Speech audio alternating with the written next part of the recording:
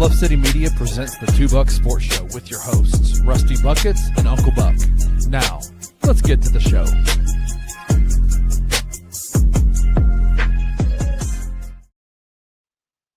What is up, everybody? Welcome to the Wednesday edition of the Two Buck Sports Show on Bluff City Media's YouTube X page and Rusty's Facebook page for all of the elderly listeners. I'm here. I'm Uncle Buck. It's Wednesday. I'm joined by Blockhead Stubblefield. Blockhead Stubblefield, Kenny Stubblefield. What's going on, brother? Hey, man, by the way, we are presented by FanDuel. Just want to throw that out there. Don't forget. We are. You can see it right beneath me.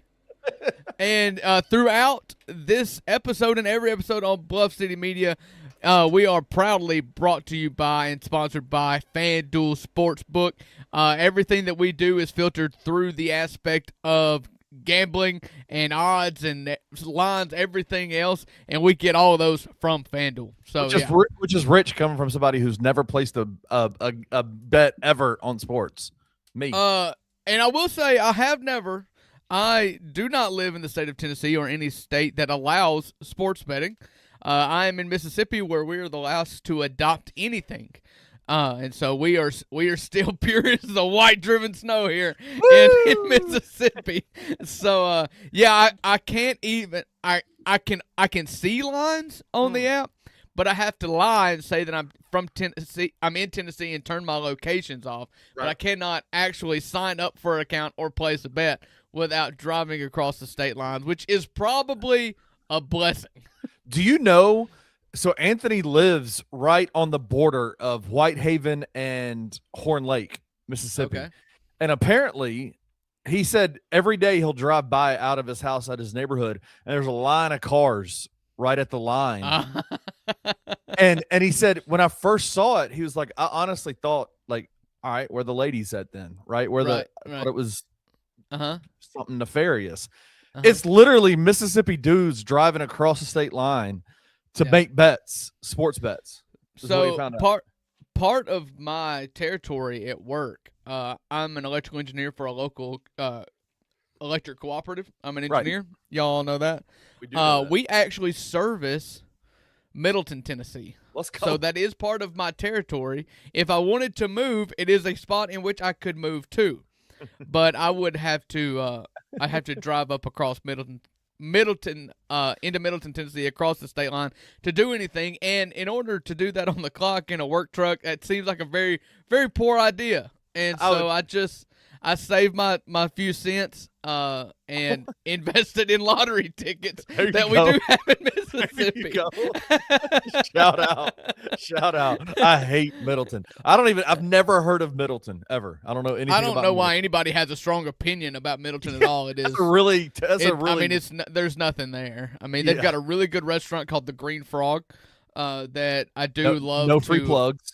No pay free us plugs. For that. But if I'm ever there on work around lunchtime, I stop by. Yeah. So, anyways, all right. Jared in the comments, everybody in the comments, thank you for being here. Jared in particular is sourpuss already. It's Wednesday. Already, right, dude. Right in the middle of the day. I don't know. He's got very strong opinions, negative opinions about things that are just what's going on, Jared? Do you need a hug? I don't know what's going on. It's the new haircut that he got. That old blockhead haircut that he got. Did you see him on Daily Grind today? No, I didn't see him this morning. He's a big head, blockhead looking dude, man. He's just in a bad mood. Coming from Blockhead Stumblefield over here, that's saying something. If I'm calling you blockhead, that's bad. So if you are watching anywhere other than YouTube, I would cordially invite you guys right now to come over to the YouTube stream, youtube.com/Bluff City Media. Hit the thumbs up button on the video, subscribe to the channel, then hop in the chat. That's where all the cool kids are at. King Meeks is there, Jared, Black Ninja DJ, all of our friends are over here in the chat. The show between me and Rusty or me and Blockhead is just a sideshow for the cool kids hanging out in the comment section. That's what we're the most proud of in this network is just the following that we have and the camaraderie amongst the followers. So thank you. Jared coming up to me saying I'm his dad, or I could be his dad. You're old enough to be. Jeez, man, it's true. I'm old. I tell you what, I think that's an insult that cuts both ways there, Jared. All right, hey, we've got a fun first segment. So here on the $2 Sports Show, we do not take ourselves seriously. Nope. This is not a campaign promise by any means, but yesterday on the show, I made a couple comments of things that I would do if I were president. Right. President of the United States has to be at least 35 years old, does have to be a U.S.-born citizen, and so I'm a year and a half away from being able to officially launch my candidacy for president of the United States. You're betting 500 on that, right?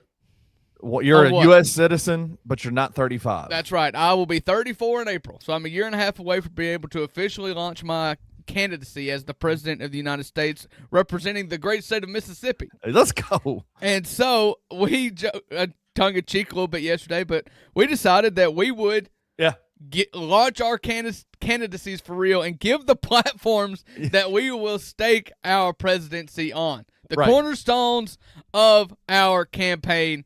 We'll start here on the $2 Sports Show on a Wednesday at 11 o'clock. Okay? I'm ready. So I've got a list of about 5. I'm sure some other things will come up. It's mostly fun. There may be a couple things that we're passionate about. We'll throw those in there, sprinkle them in. But let's go. I started it yesterday. I said that America the Beautiful would be changed to the national anthem, replacing I dig that. The Star Spangled Banner is something that I will not be swayed off of. Do you think, rank the Star Spangled Banner as an anthem? Is it one of the worst? Do you think I don't know many. I mean, I just know 2, if I'm being honest with you. I know O Canada and the Star Spangled Banner, and O Canada's elite. O Canada's elite, right? Yeah, it's super elite. And, so that's my first stance. So I talked about it yesterday. Kenny, give me your first stance. What is the first thing as you walk on the stage at the FedEx Forum and wave to all your constituents and say, my name is Blockhead Stubblefield, Kenny Stubblefield. I'm running for the president of the great United States of America. Yeah. And on this platform, I will. So I came up with I have 3. You up. I know you did. I have 3. I'm going 2 serious and 1 not so serious. One that is serious but kind of sports related. My first one is this. Here's the serious one. All right. I am tired of living in a country that is completely campaign driven and not actually doing the jobs in which people are elected to do. I would absolutely change the campaign schedule. I would change how long campaigns can last. I would absolutely change. We live in a constant state of campaign. There's midterms here. Every year there's some kind of an election, whether it's a presidential election, a local state, citywide election. There's national elections, midterms, all that. There's always elections. We got to figure out a way to condense the elections down to where people aren't just campaigning all the time, because let's be real, people are full of crap when they're campaigning. Yeah, you are addressing an issue there, but I think it's the wrong issue. Okay. I'll be honest with you. I thought we were going to come out of the gates with a fireball, something fun, but no. You I went serious. Way. And so I will give you what I think your problem is. Okay. Constant campaigning, all that. You cannot have every single elected official run for office and be elected at the same exact time. It's just a logistical nightmare. So you're going to have constant campaigning. But what you said at the start is that you have no follow through with campaign promises. I believe that this second issue that I have will solve this. This is my second platform. So you don't like my first platform. You wouldn't vote for me based on that Well, I just think that the campaign schedule probably needs to be changed. But I think, and you can correct me if I'm wrong, is the crux of your issue here that nobody follows through on their campaign promises? Nobody ever actually governs. There's no governance ever. Very little governance. It's all campaign. Everybody campaigns all the time. Okay. So I think this will fit. All right. So the second thing I will stake my presidency on, and my reputation, is term limits for every single elected official, all the way down to the aldermans at your local towns. Right. If you are elected by the populace, then you have term limits. Because I believe what you believe is that there's a lot of talk and very little action. Yes. And the longer that you are in office, the less you think about the people that put you there, and the more you think about personal interest. And so every single elected official from the President of the United States all the way down to the town mayor and to the dog catcher. Yeah, if you are elected by the public, you will serve a set number of terms. Yes. Because once you start depending on the government's paycheck, and you can find ways to manipulate that and take insider information, all this other kind of stuff, you're no longer looking out for the people that elected you. You're looking 100%. Out for yourself. 100%. And the easiest way to ensure that people quit looking out for themselves and start looking out for the people that elect you is to know that your time in this office is limited, right. And it allows you to stay focused. So a part of my campaign platform, the first one, I didn't say this earlier, was lobbying rules. I would absolutely change the way lobbyists are able to engage. Like foreign countries shouldn't be able to lobby. The NCAA shouldn't be able to lobby. There's just no, people are making their careers off of lobbying and giving money for platforms that are detrimental to the people that have elected them. And that drives me crazy. Yeah. I'm not educated enough on that. I do know that lobbying is a dirty business. I'm not educated enough on the. I don't know what happens if you get rid of them. You got a year in it. People start voting their conscience instead of voting their paycheck. Again, that's but that all goes back to I believe lobbyists become less important if you know that you're only in office for 4 years or 8 years, and you become more incentivized to vote for the people that voted for you. Yeah. And so you're not as malleable to lobbyists and outside forces. Did you know that in England that they have a set campaign schedule of 5 to 6 weeks? That is how long the prime minister sets the date in which when Parliament is disbanded. They have 5 to 6 weeks. It's before the next election. It's 5 to 6 weeks, and that is all they have. We fought a war to get away from them, so that's true. Pass. I'm not going to have a king either. So, all right, let's lighten the mood a little bit. We may take it up a notch in a minute, get real for a minute. But my third platform as President of the United States, I will be the sole person responsible for choosing the Super Bowl halftime act. I will be the one and only person in which chooses who performs at the Super Bowl, and the Super Bowl performer that I choose will be required by law, executive order, to play their music live with raw vocals. We're getting away from the dance music. We're getting away from everything else. We're going to play music the way the Lord intended, with harps and pianos and acoustic instruments with lots of amplification and little modification. All right, give me your dream Super Bowl halftime performance that hasn't been done yet. Part B is the first year I choose the Super Bowl halftime act. It will be country music. Oh, God. Jesus. Country music, and this is not – I like country music. But, again, I'm not a self-serving. I'm a benevolent leader here. I'm elected for the people, by the people, okay? Yeah. And it is a known fact that country music is the most popular music in the United States. It would be just a home run in a way that you can make 65% of people happy. And there is nothing done in presidential office and government these days that is approved by even 60% of people. So I will make my first act as president I will pick the Super Bowl halftime entertainment, and it will be country in year number 1. Hey, get more specific. Who? Garth Brooks. Hey.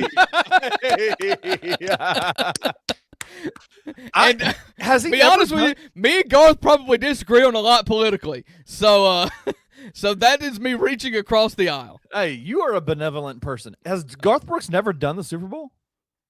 Not to my knowledge, no. That's wild, because he is one of the best performers of all time. Yep. Like, incredible. That would be good. There's a lot of guys in country that I'm like, no, good. I'm good on that. All that. I'm good on all that. Garth would be awesome. I could have said Morgan Wallen, but no. I'm talking about hits. Yeah. I want the Super Bowl to be. It is the most consumed TV product of the whole year, worldwide. Right. And so why do I take the Super Bowl halftime act, which is the single most viewed time of the most viewed thing, and make it only desirable for like 20% of people? That's asinine. So I'm going to couch my two semi-serious ones with one that we talked about yesterday. If I'm president of the United States, I am absolutely implementing a relegation system in college football playoffs or in college football. I think you want to talk about skin in the game, right? Mm-hmm. Every game matters, no matter who it is. South Carolina versus Mississippi State. Week 12 matters because loser goes to the Sun Belt. Yeah, we talked about this. I've stumped for this for a long time, pairing up every conference with the subconference. Yes. And I've talked about this for a long time. I think it's genius. We talked about it yesterday on the show. I'm 100% on board. Everybody from the top down. And if you even did this in the NBA, they're wanting to expand. Yeah. Buddy, expand the G League. Whoever you bring them in the G League, have 10 or 12 teams, and instead of expanding the NBA or relocating teams, just expand it and then say, hey, if you want to tank, you will be in the G League. You'll be playing in Spain fixes tanking too. Year. Yeah. No, I don't think the Europeans get a lot right, but they absolutely got sports right. The relegation system sports and soccer. Soccer, the setup for the soccer leagues and architecture. And the rest of it, you can keep it. Pass on all of it. But I'm telling you, the relegation system would change everything. Everything. And clearly you've got to figure out how to get the big networks and the big large conferences involved in it and on board and make it financially feasible for them. But the idea is that every game matters. Every game matters. And it's not shutting down opportunities for teams like Tulane, teams like Memphis, teams like it's helping you win two battles. The SEC and the Big Ten get to have their little playoff that they want to do, their national championship that they want to do. And the G5, the teams that are on the come up, that are working towards relevancy, that want more money, that want more notoriety, they're not getting just shut out because the SEC and the Big Ten are saying no. There's opportunities for everybody. Relegation is awesome. I would absolutely, that would be majorly part of my presidential platform. And it is quite literally the only thing about soccer that I would take because that is vastly European, and I get really aggravated. My best friend in college was a massive Premier League fan, and it drove me crazy because every Saturday he was getting up to watch Europeans play a sport they call football when there was actually American football on TV. And so I'm an American elitist. Yeah. Everybody says that I'm an SEC elitist or I'm a elitist. This I'm America first. You're red, white, blue, baby. I'm a patriot. All right. It's not that Drew would move the entire Mississippi State program. Is that they would move themselves to Division III. I would not executive order Mississippi State anywhere. I would let it run its course. If they became the flagship movement or the flagship team in the United States, then they did it on their own merit. They did it on their own merit. I'm a benevolent leader. You are. Hey, you get what you get, right? Your performance dictates where you go. All right, we're about to get to some Grizzly stuff. Do you have any more? I got one more, but it's okay. It's all right, I'll do one more, and then I'll rapid fire my last one. So let me pick out which one I want to do last. All right, I will. I would say this one's a little serious, and it's not well thought out yet, but I think that we can work it out. We can workshop it. Yeah. States would have the final say on anything. Ooh. And there's a lot of gnashing of teeth and angstiness about federal edicts, Supreme Court edicts that govern the country. Right. I would say that you can do that, but states can opt out. If you want to live in a state that allows you to marry your goat, then you just need to move to that state. But that state can do whatever they want. In Mississippi, if they want to stand by this, and this, and you align with the state of Mississippi, then you move to state of Mississippi. If not, there's a state for you. This is the United States of America. Let's not blanket law everything. If you're into, marrying goats, go to Arkansas. They'd love to have you. They have elected officials that fought for the right to marry your puppies. Okay. And so that's just kind of where I'm at. You could take that anywhere you want, but there's certain clips that get people. You can clip our certain segments of our shows, and people do it all the time and place it on their own YouTube channels, all that kind of stuff. This is the one from today's show. Drew is the proponent of marrying goats, apparently. That's not what I said. That's exactly what I heard. That's not what I said. I used a funny caricature to just outline my point of being that there is the United States of America was built with state governments, and I believe that state governments don't always have to should not always have to abide in uniform with the federal government. I'm not saying you should secede. There's lines there, but there are, and I'm trying not to say the topics here because I don't want to just it become a bigger, more specific issue that we're arguing about here. But y'all know what I'm talking about with some big Supreme Court decisions that were made that were enacted on a nationwide level. Okay? If a state decides I don't want to do that and this should be topic X should be allowed here, then okay. and what I'm saying exactly, is bro. That if you want to do meth, I'm sure they would legalize it in California. Okay, wow. Anything goes in California, so wow. You can go there. Wow, Drew's a proponent of the Civil War, apparently. That's not what I'm saying. Just saying, we don't have to do all this. You could just go somewhere that allows your thing. Well, could be Mexico. My last platform kind of speaks to what you were just talking about.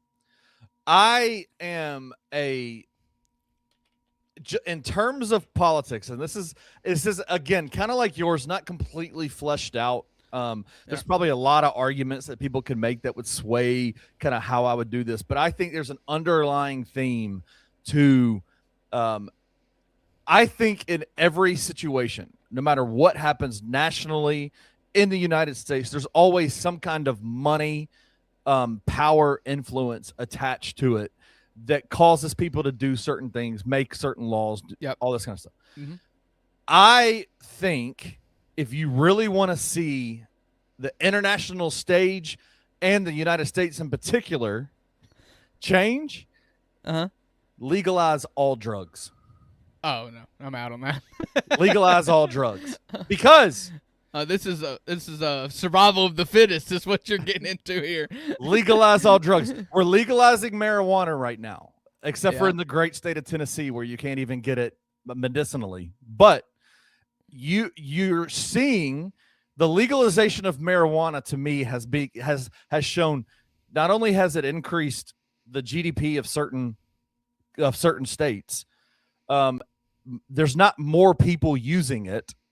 It's just now they're not going to jail for it, right? So here's the decriminalization of marijuana. What if you decriminalized all of it? Because here's my thought process. Yeah. Okay. All right, let's decriminalize meth and see how many people are just laying in the road. No.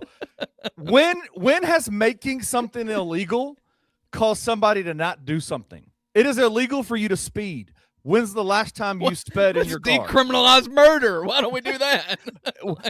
When is the last talking about? When is the last time? When has argument. When has making something illegal cause someone to not do something. Yeah, but you're there's not an about addict out there. prohibition and marijuana. There's not an addict out there who has said, you know what, man, I really want to bump. I agree with but that. I'm not. I really want to bump, but I'm not going to do it because it's illegal. There's nobody that says that. Addicts use drugs. You're not adding more addiction. You're taking away the criminal Are element. you making it more available for people who are not addicts to become addicts? I'm not saying bring it in, but what you're doing is you decriminalize it. You remove the criminal element. The risk is death, not jail. The risk. No, you get out of the war on drugs. The war on drugs. The $45 billion a year that's spent on the war on drugs. You take some of that money and you shift it to treatment instead of the interdictions, all those things. You decriminalize it and you take away the drug, the criminal element out of the situation. Cartels go away. The danger go. There's no more like. Why would cartels go away? Because it's decriminalized. Cartels are criminal elements. Oh. You decriminalize it, then that's my theory. It's then flawed. You can just start growing it stateside, distributing it at Walmart or what? No, I'm not saying cartels. I'm not saying distribute it at all. I'm saying you decriminalize it. It's not like you're adding more addicts. Well, that is a take. That is a take. Here's my last two. I'm getting rid of daylight savings time. This is another one that would get everybody back on my side. Yes. I would 4-day work weeks. I think there's some science behind that people are more productive in 4 days than they are in 5. And I would open up Guantanamo Bay. And I would only put people there who are arrested and ticketed for driving the speed limit in the left-hand lane. You're going to Gitmo. Yeah. One-way ticket to Guantanamo Bay. If you're driving the left-hand lane and get a speeding ticket. Yeah. What's worse to you, driving in the left-hand lane at the speed limit or not using turn signals? Driving the left-hand lane and speed limit. Absolutely. Turn signals, I'm like, they're there. It is, listen, bro, it is a blinking light. Turn it on. Use it. I mean, I'm with you. You should do it more than you shouldn't. But how many times are you on the interstate and traffic is backed up because somebody forgets to use their blinker? Never. It is because they are poking around in the left-hand lane. Nobody in the left-hand lane. Yeah. What about 18? When 18, it's the worst is when 18-wheelers go side by side down the 2-lane highway. It drives me crazy. Yeah, I would also make a lane somewhere on the other side of the HOV lane. Yeah, probably. Just for 18-wheelers. Yeah. That'd be good. 40 would be. I don't know when they would. I don't know how they would exit, but I don't care. It doesn't matter. Get out of my way. Get out of my way. 40 would be a lot less dangerous if there were less 18-wheelers on. Yeah. All right. That was it. That got a little deeper and a little bit more complicated than I thought it was going to get. Thanks, Kenny. I have real. I'm telling you, I'm 44. I could run for president now. You could run for president. At 44, you could be 46. Number 46, right? Or no, 48. Eight. Yeah, I could be number 48. Yeah. I'm done. Let's see. The election is in 28, so in 28 you will be 47. Math is 48. Yes. Could 47. You be 48 and 48? 48 and 48. Well, January 5th is my birthday. January 20th on inauguration That could be inauguration day. 48 on 48, baby. All right, this is the $2 Sports Show. We're going to get to some NBA stuff. Let's just hit the bumper. Get us out of here. That was crazy. I apologize for all of that.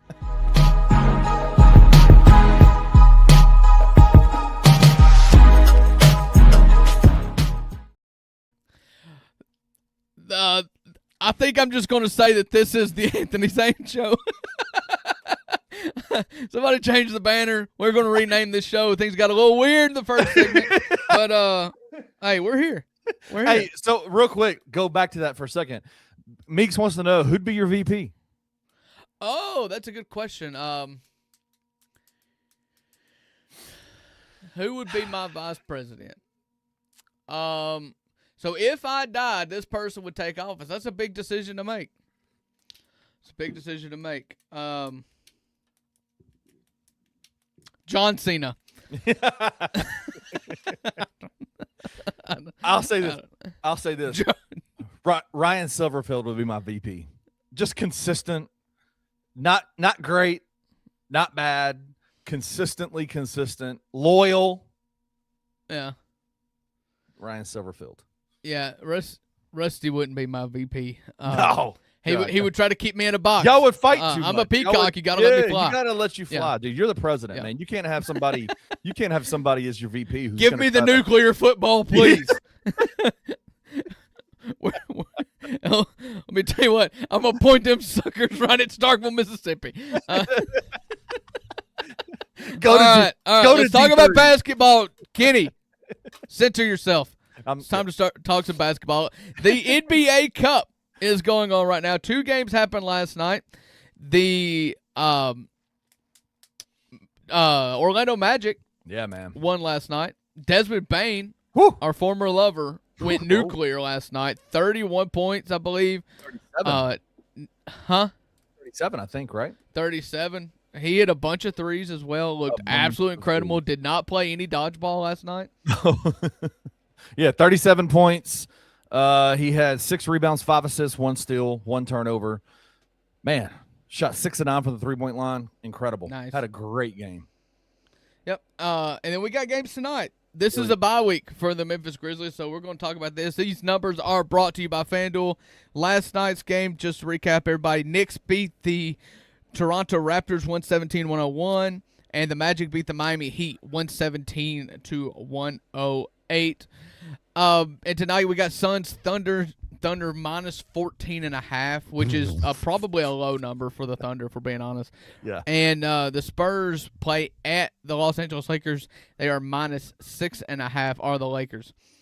That's cool. The games are happening. I'll probably watch some of them. Bigger picture. Yeah. Have you bought in to the Cup? Are you a fan of the Cup?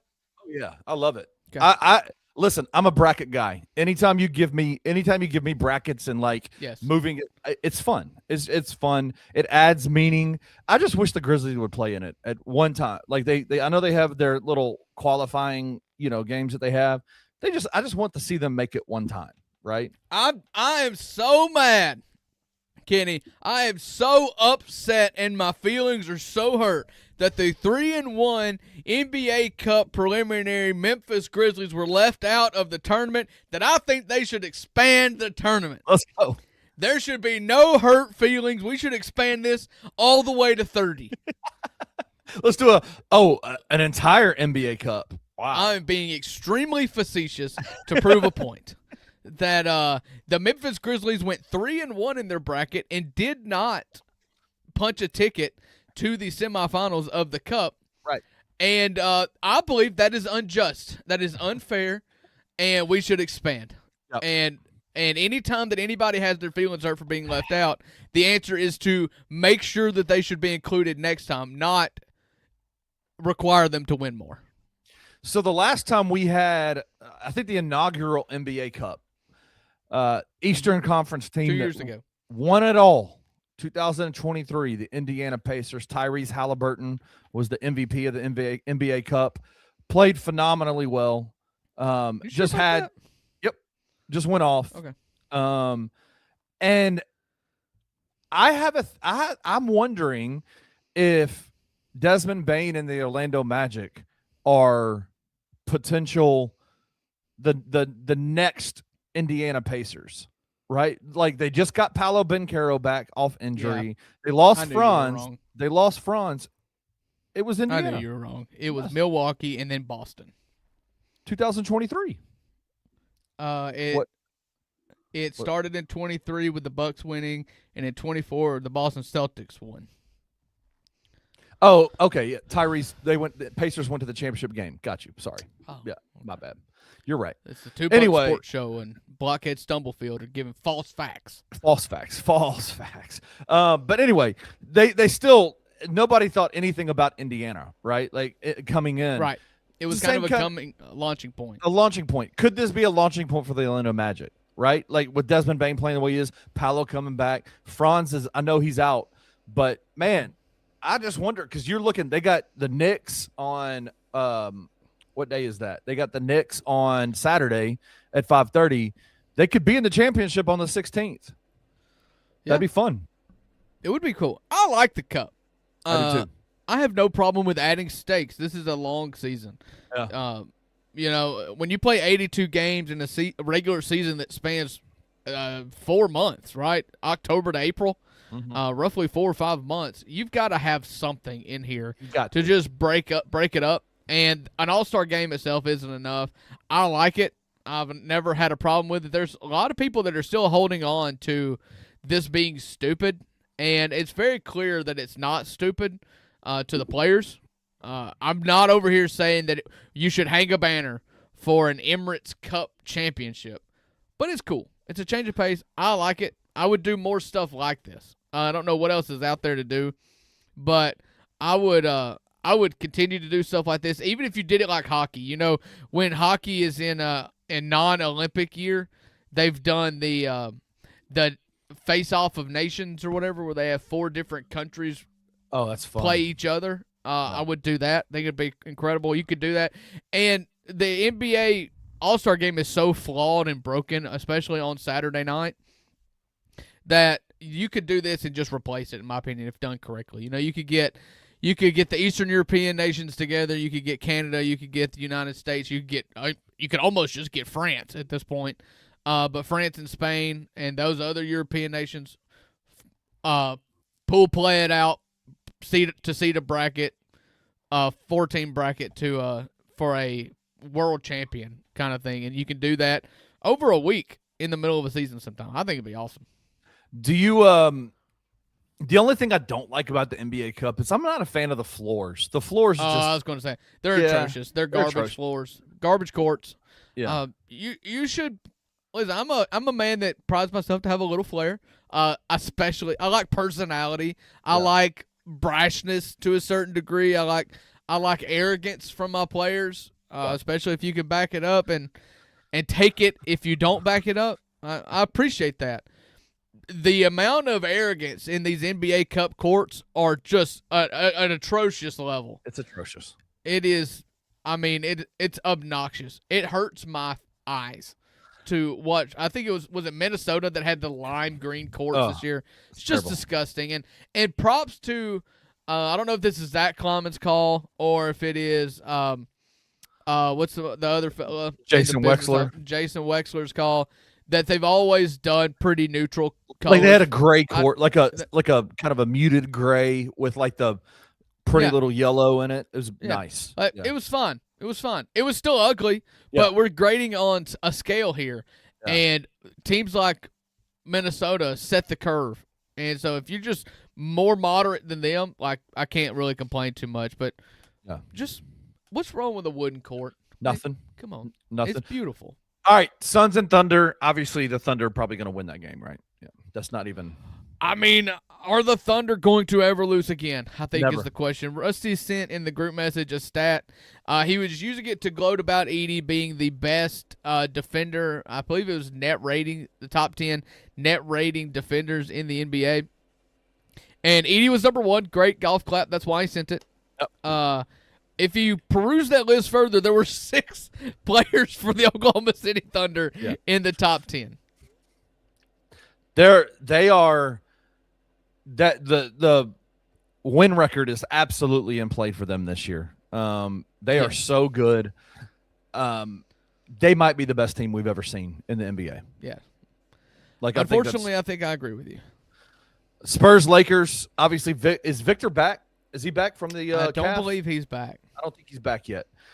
The Lakers, I hate the Lakers, bro. I hate the Lakers so much. The franchise is just terrible. But they got a pretty good team, man. Like, they're not bad this year. Luka Doncic is awesome. And Austin Reeves has been great.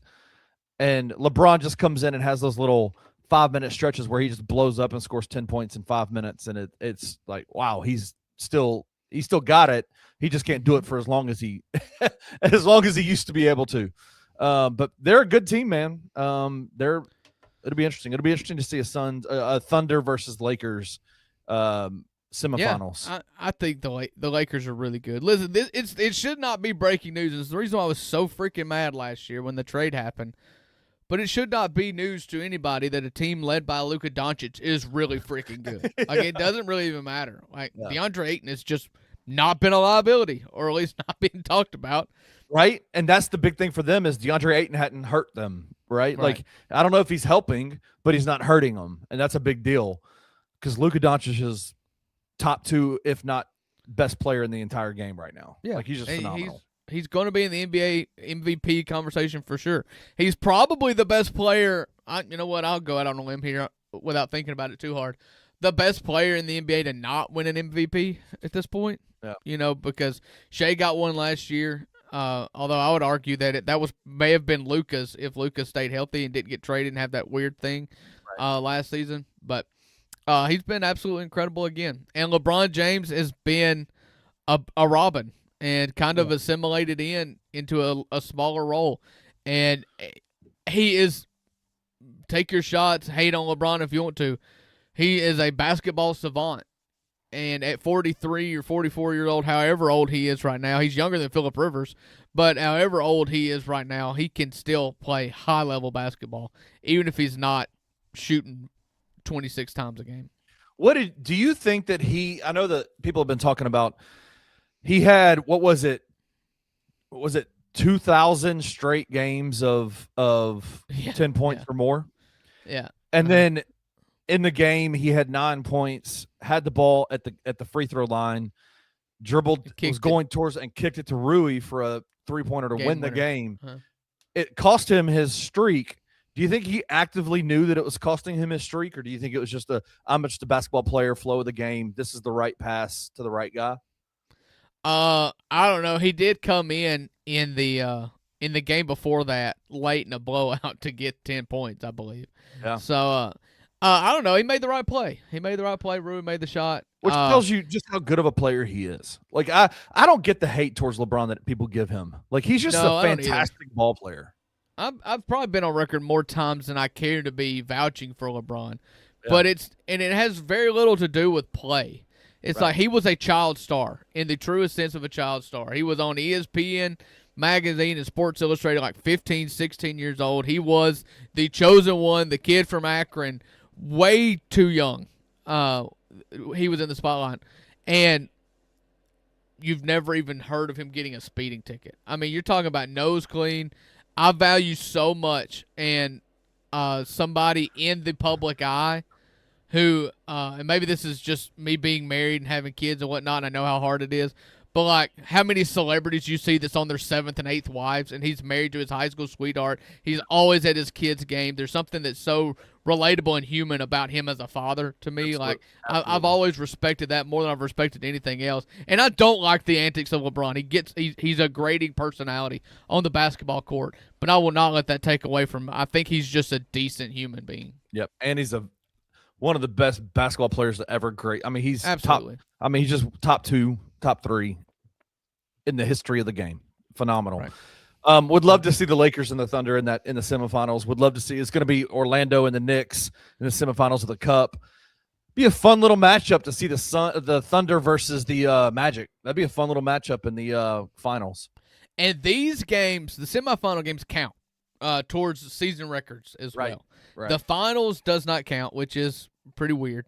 But the semifinal games, they do count. So the Thunder could do the Grizzlies a solid here and beat the Suns. That wouldn't hurt my feelings any. Nope, not even a little bit. And so, this is fun stuff. I would welcome everybody. It is a Wednesday night during football season. Yep. In which there's no football. There's nothing else on other than the NBA Cup. And if you are just sitting around saying the NBA Cup's stupid, the NBA Cup is stupid, I would suggest to you to shut up and watch basketball, because what else you got to watch tonight? Exactly. And enjoy it, because it's obvious that the players enjoy it. They see an extra heightened level of stakes in there. And so you can say it's stupid. You can say that it's unnecessary. You can do everything you want. And if you're going to have that opinion, then I would welcome you to hand the remote to your wife tonight and watch a Hallmark movie instead, because that's your other option. Hallmark Christmas movies. It's on repeat right now, man. My wife watches it all the time. Either that or, oh God, what's the show my son watches? Anyway, never mind. Doesn't matter. I don't get to watch my TV ever. It's all I watch my phone. I watch basketball on my phone. Oh no, I will say my wife does buy in pretty well with this, and my kids like it. So they're also in bed by about midway through the second quarter. There you go. All right, this is the $2 Sports Show. We are on Bluff City Media. We are brought to you by FanDuel Sportsbook. We also have sponsors you're going to hear about in this commercial break that we're about to take. When we come back, we're going to talk college football. We've got some FanDuel sports lines for most likely to least likely conference to win the college football playoff. We've got Heisman Trophy finalists has been announced, and still some squabbling between Notre Dame and all of the major power conference commissioners. So we're going to get into that and everything else as briefly as possible right after this break.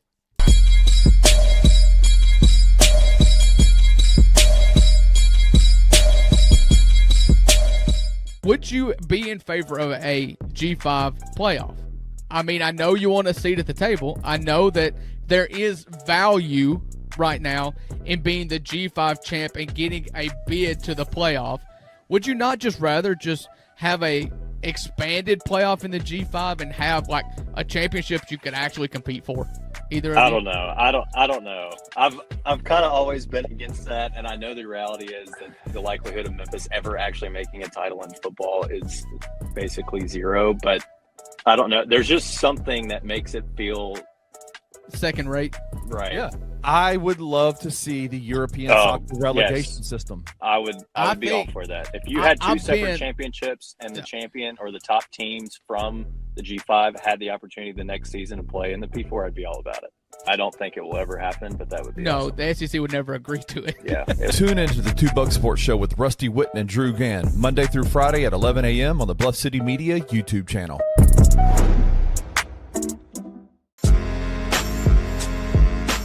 In Memphis, we know a thing or two about resilience. From the Grindhouse to the Delta, we protect what's ours. But when pests invade your home, it's time to fight back.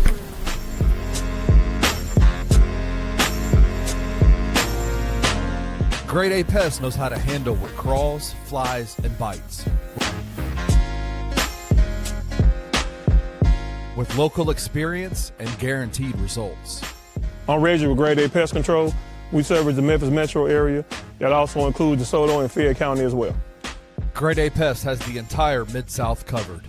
So if bugs and pests put you to the test, let Grade A solve your problem.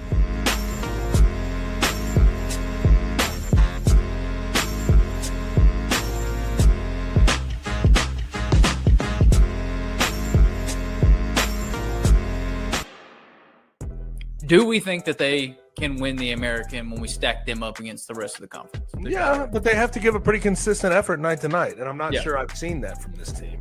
I feel like they're putting it together slowly but surely and stacking some decent days. I think they can win the American, but it's going to require them to not be as up and down and inconsistent as they've been for the first 8. Memphis versus the field. Are you taking the field or are you taking Memphis? The field, for sure. Yeah. The field. Well, if you asked me right now, December 9th, will Memphis win the American? I would say no. I just think they've been so inconsistent. And yes, they beat New Orleans, and yes, they beat Baylor, but the one thing I don't think you're going to question about this team, which has been a part of the consistency thing with Penny over the years with his teams, is the effort. Yeah, right? I agree with that. This team might not be as talented as some of the other teams he's had. Effort-wise, you're going to get effort. Tune in to On the Bluff with Christian Fowler and Gabe Kuhn every Tuesday at 10 a.m. on the Bluff City Media YouTube channel.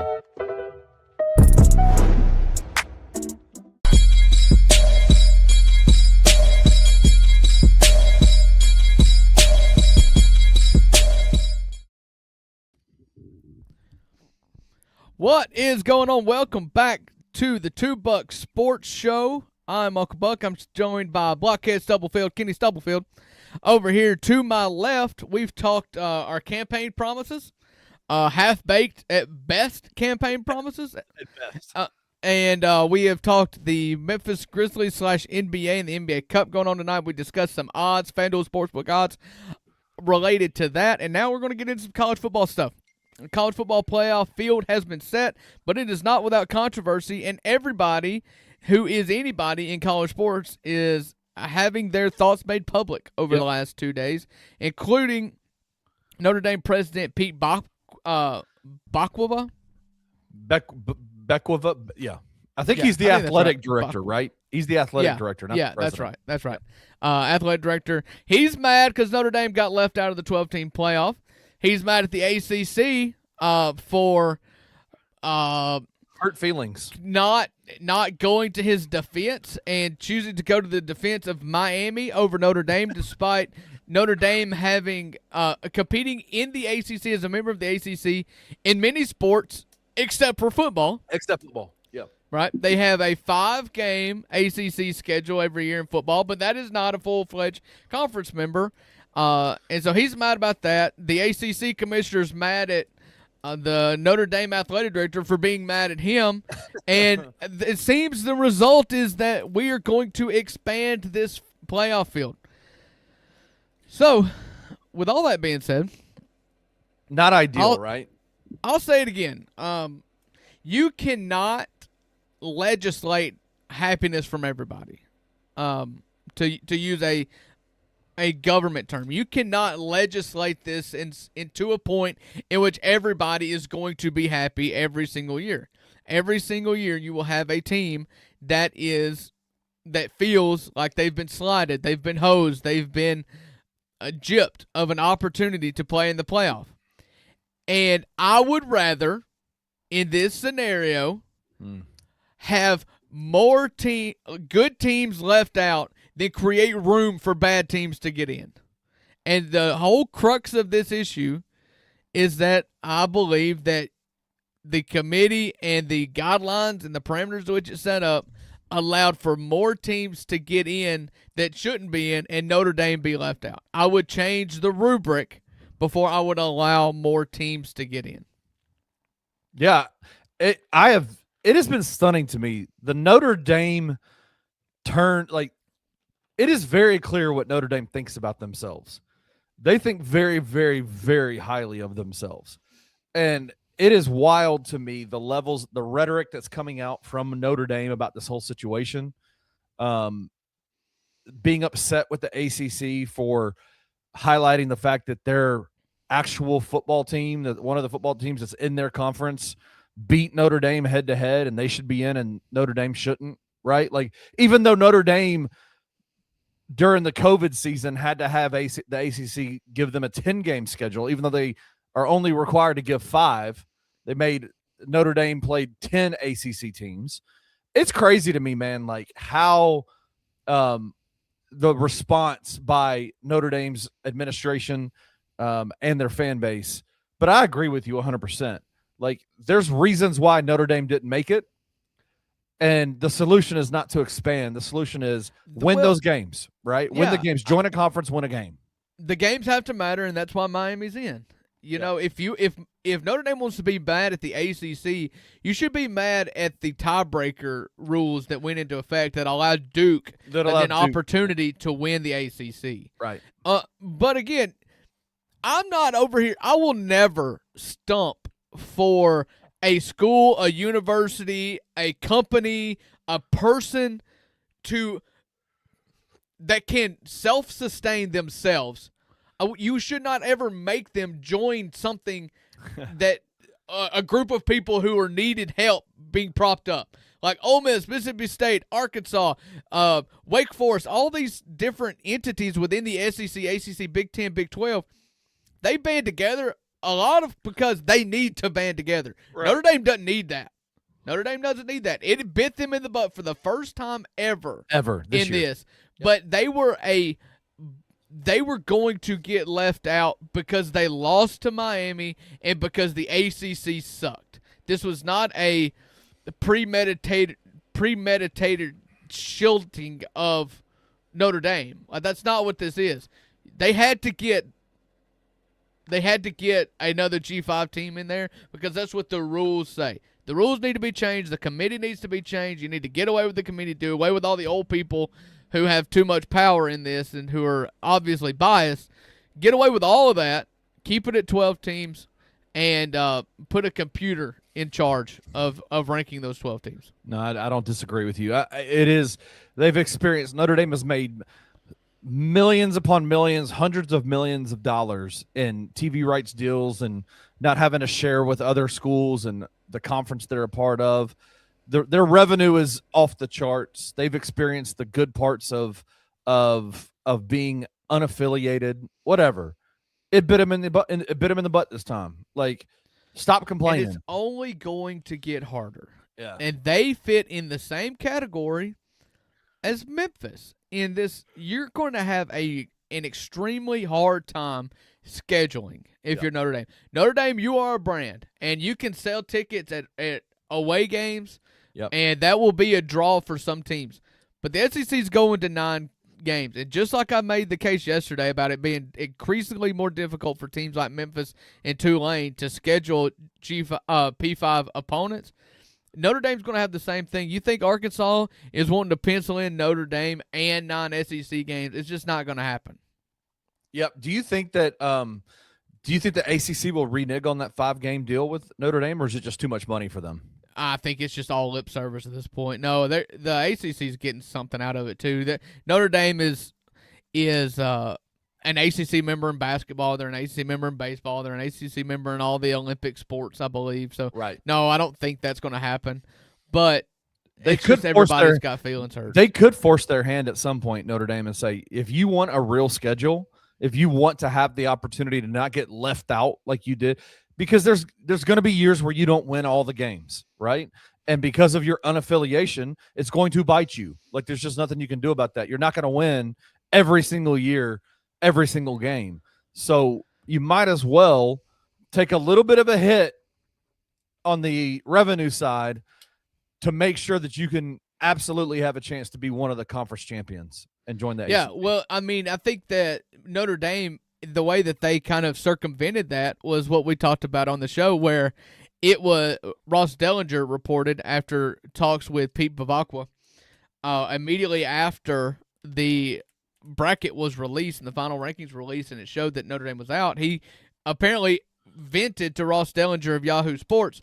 And in that vent session came out a piece of news that starting next year, Notre Dame, when finishing the season ranked in the top 12, is required to be put in. And so that is the circumvention of the automatic bid by conference champion. That sucks, dude. I forgot about that. You're right. Yeah. And so, yes, that does suck. That does suck. And that's going to happen per Ross Dellinger starting next year. All they have to do is be ranked in the top 12. Now, what Notre Dame has got to hope happens is that USC and who's their other, I'll just pull up their schedule. USC is a big rivalry with Notre Dame. You've got to hope that USC, one, stays good and continues to get better. Right. And that they don't realize that this is a lose-lose for them as well. Right. Because they are playing a Big Ten schedule now. Yeah. The Big Ten is only staying at 8 conference games.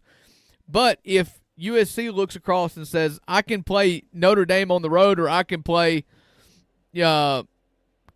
renew a rivalry with Stanford, right, like that's what USC is going to do. And then Notre Dame is left with another bad schedule, another bad game on a pretty easy schedule. Yep. I'm surprised the Big Ten hasn't changed the 9 games, especially when the SEC made the choice. You would suspect the Big Ten will follow suit next year, probably, more than likely. Yeah, they had a pretty hardline anti 9-game schedule. And I wasn't necessarily the biggest fan of a 9-game schedule for the SEC either, just because you beat up. Listen, there is a solution. And when I am the president of the United States, I may absorb the presidency of the NCAA as well. And from that point forward, I will take college football back to where it belongs. Yeah. And that is a regional, a sport with regional conferences, more of them. Right now we have 4 conferences, and every conference except for the SEC has members on both coasts. Both coasts. And I will institute all new conferences going back to our roots. The SEC, the Southeastern Conference, the Southwestern Conference, the Big Ten will have 10 schools. The Big 12 will have 12 schools. 12 schools. The Pac-10 will have 10 schools. We're doing away with all this crap. We're getting back to regional rivalries, and when you shrink the amount of members in your conference, you allow for every member to play every single member every single year, and you don't need these stupid tie breaks. There's no more projecting who's the best teams. You can see it, and if you've got 6 conferences or 8 conferences or whatever, you can do your little playoff, and you can do it within your conference. And then out of your conference comes the undisputed best team to play in a playoff amongst nationwide teams. This is really, really, really simple. Yeah, I agree. And I'm right there with you. That what you just said about being your campaign promise of as president of the United States. If I'm president, I'm absolutely taking control of the NCAA. The NCAA is a $4 billion not-for-profit that literally 2/3 to 3/4 of their budget comes from taxpayer dollars, and yet the Congress, the government, has zero oversight. If I'm president, I'm telling Congress, absolutely, we're getting rid of the president, and we're going to hire a commissioner, and the commissioner is going to fix it all. That's what's going to happen. Yeah, and listen, I don't know how you get there. But that's what I would do. I would take the 4 conferences. I would make them in between 6 and 8, whatever makes the math work numbers wise, to get to 10 teams per conference. So probably 6 conferences, because there's roughly 60 teams in the Power 5. 6 conferences, 10 teams per conference.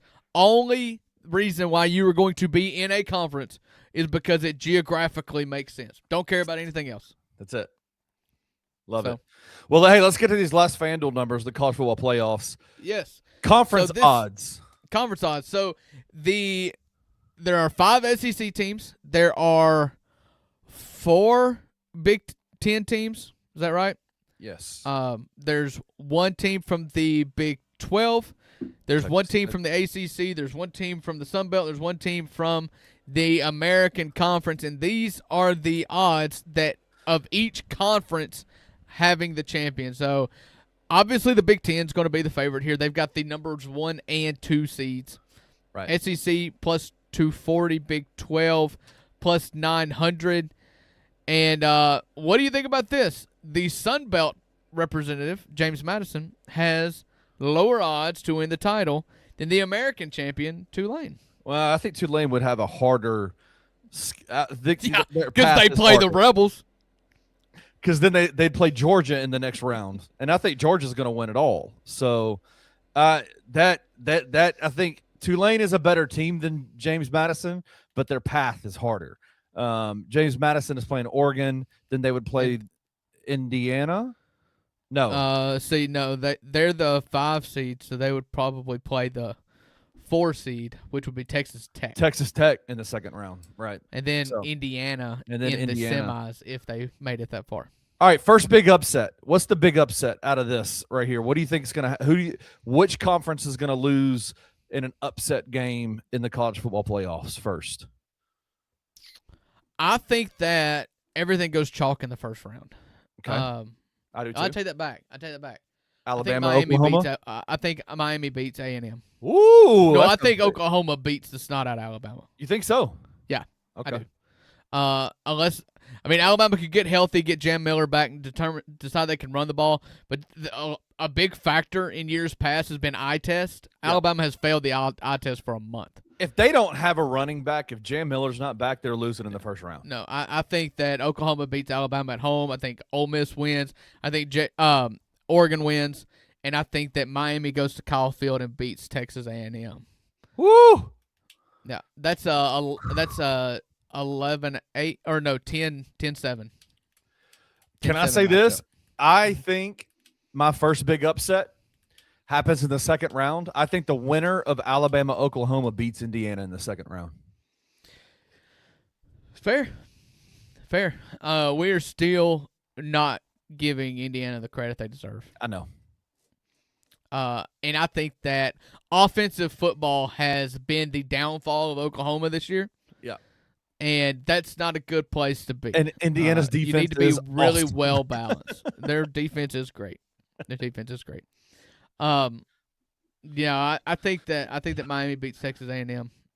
I do. I think they go to Kyle Field. That's big. So what do you think? That Miami is the opposite of Alabama right now. Miami took their 2 losses early. Yep, and then just they've been playing really, really well late. Yep.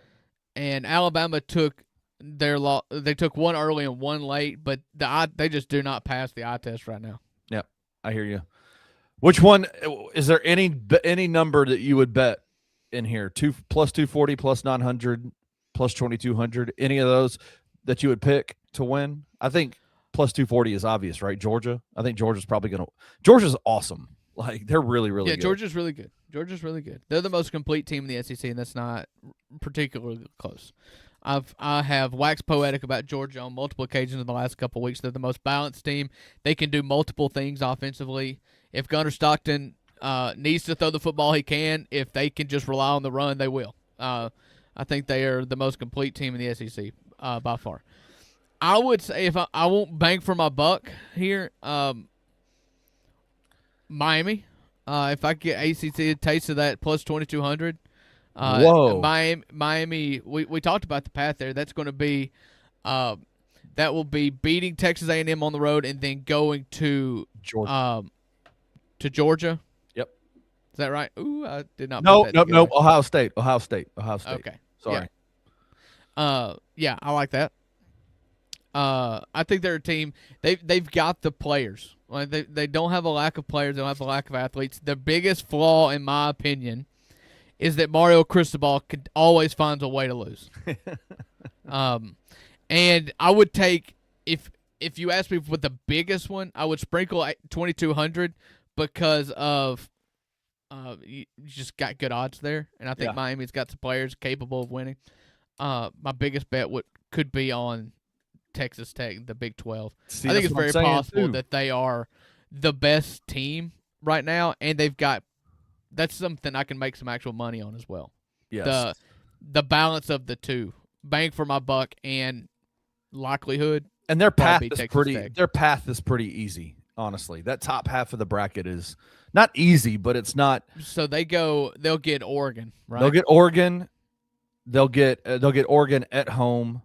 Then And they'll then play go the to winner Indiana, of Indiana. Or play Indiana. Play Indiana. Yeah. I like that. I think I agree with you. I think the Big 12 plus 900 is the one I would hit. Yeah. 'Cause Texas And Tech is good. SEC has the most teams, but they're losing at least one in the first round because Alabama and Oklahoma play each other. Right. And I don't think that either of those teams make it past the second round. I think they'll be pretty. They'll go to Indiana, right? Yep. I don't think either of those teams get past Indiana. They're just too flawed. There you go. Shout out to FanDuel. Go hit those numbers. Both of us agree Big 12 plus 900 is the number you would hit. Everybody go outside of Anthony Sain's neighborhood there, line up on the road and place your wagers. There you go.